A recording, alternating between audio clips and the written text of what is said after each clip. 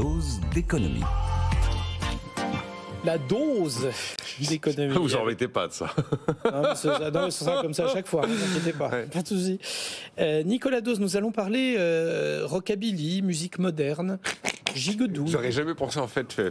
Non mais c'est parce que bon, l'actualité économique est un peu creuse. J'ai regardé Taylor Swift. Mais oui, mais en fait, comme vous avez un numéro de carte de presse à 3 chiffres comme moi, ben, c'est normal que ça étonne les téléspectateurs qu'on s'y intéresse. Mais oui, ce soir à la Défense Arena, Taylor Swift, il y a quand même le monde entier qui nous regarde, et au-delà de la musique, ben oui, c'est un événement économique. Alors, et c'est des chiffres clés absolument spectaculaires. Et je pensais vraiment pas parler de Taylor Swift, parce que objectivement, c'est vrai que j'y passe pas mes journées. D'ailleurs, j'ai un auditeur qui m'a écrit ce matin en me disant « Oh, je pensais pas que vous feriez un jour une chronique sur Taylor Swift. » Bah oui, mais et alors, moi pareil. Mais du coup, j'ai regardé. Bon, c'est vrai qu'on n'a pas une actualité économique débordante aujourd'hui. Faut reconnaître que c'est hyper impressionnant. Ah oui. Quand on regarde les chiffres de Taylor Swift, waouh! Non, parce qu'elle est célébrissime aux États-Unis, chanteuse de country depuis plus de 10 ans. Pour la génération un peu plus âgée, c'est pas le nom qui vient naturellement en tête chez tout le monde, objectivement.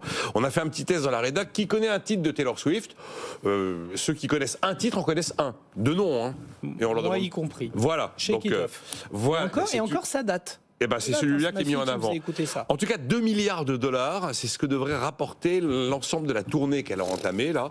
Alors, il y a 20 pays, il y a 151 dates. 200, c'est le nombre de millions d'albums qu'elle a vendus dans le monde. 300 millions d'écoutes en une seule journée pour son dernier album. 100 millions de fans par mois sur Spotify. 283 millions d'abonnés sur Instagram. Alors, après, la fortune, elle est estimée par Forbes. 1 milliard, un peu plus d'1 milliard de fortune personnelle. Elle est l'artiste la plus écoutée de tous les temps. C'est dingue. Voilà, son dernier album a atteint 228 millions de téléchargements en 24 heures. 46 000 exemplaires de son dernier album vendus en France en une semaine. Il faut reconnaître que c'est hyper impressionnant comme chiffre, parmi les chiffres clés qu'on peut citer sur cet artiste. Alors c'est vrai qu'il y a eu beaucoup d'articles, d'analyses, un petit peu de bullshit, on va dire, ces dernières semaines sur l'effet économique Taylor Swift.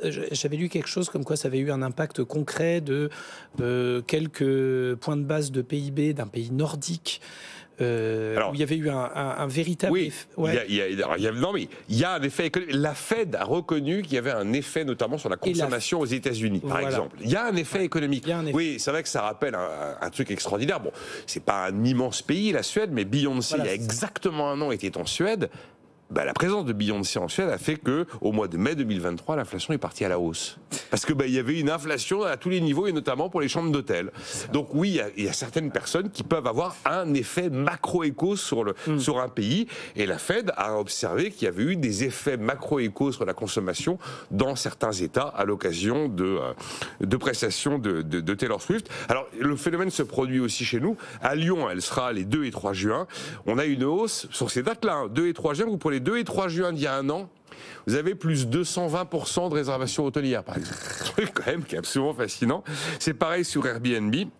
Alors l'Eras Tour, puisque c'est le nom de sa tournée, démarre en Europe. C'est la première date sur scène depuis la sortie de son 11e album. Son dernier concert en France, c'était au Zénith de Paris. Vous voyez qu'on a changé de dimension, très clairement. Et alors, elle a fait exploser complètement Ticketmaster, qui est la grande plateforme de réservation internationale de billets de concert. Parce que pour chaque date, il y avait à peu près 1 million de personnes qui faisaient la queue.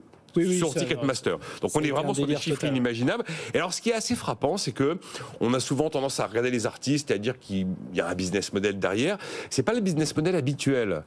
C'est-à-dire que par exemple chez Taylor Swift, vous n'avez pas la marque de cosmétiques, la marque de fringues, les parfums. Non, il n'y a pas de tout ça.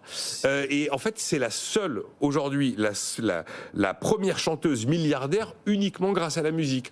Aussi, elle a décidé qu'elle allait rompre avec Spotify, parce qu'elle dit Spotify ne paye pas assez. Au moins c'est clair et net. Et elle est allée jusqu'à réenregistrer une partie de son répertoire pour avoir des versions différentes, parce que les versions initiales avaient été acquises par des investisseurs, et donc pour reprendre totalement les droits. Donc c'est un vrai business model assez atypique. Puis il y a un dernier chiffre qui m'a amusé, c'est que elle va arriver donc à Paris, là, elle est à Paris pour sa tournée. Derrière Taylor Swift, vous avez 80 camions qui roulent. 80. Voilà. Non, bon, je pensais pas qu'un jour je parlerais de ça. Finalement, il y a un vrai phénomène économique. Nicolas, est-ce que vous, on en avait parlé, je crois, dans la Redinc un jour. Est-ce que vous vous souvenez quel a été l'homme le plus riche de tous les temps? Qui a été l'homme le plus riche de tous les temps? Je sais pas. Warren Buffett. Non, faut remonter. Non, mais d'ailleurs, Warren Buffett, non. Il s'appelait Mansa Moussa Keïta. C'était l'empereur du Mali, qui à l'époque était la puissance économique la plus colossale qui soit. Il était propriétaire en tant qu'empereur de tout l'or du pays. Et Bloomberg avait fait une étude, alors pendant plusieurs années avec des économistes et des historiens, et avait déterminé que ce monsieur avait une fortune personnelle donc de 400 milliards de dollars actuels. Il était musulman, il faisait le pèlerinage à la Mecque, il se déplaçait donc avec des milliers et des milliers de chameaux, il finançait des choses à chaque fois qu'il passait, qu'il faisait étape dans des villes, etc. Écoutez bien, l'or perdait de sa valeur partout où il passait tellement il en avait sur lui. C'est un truc de fou. Il provoquait des dévaluations tellement il avait d'or sur lui. Taylor Swift, c'est un peu Mansa Moussa, moderne et artistique. C'est vrai qu'un artiste qui tire le taux d'inflation d'un pays tout entier, c'est pas mal. C'est fou, ça. C'est quand même pas mal. Merci beaucoup, Nicolas. Merci de parler de Taylor Swift ce matin.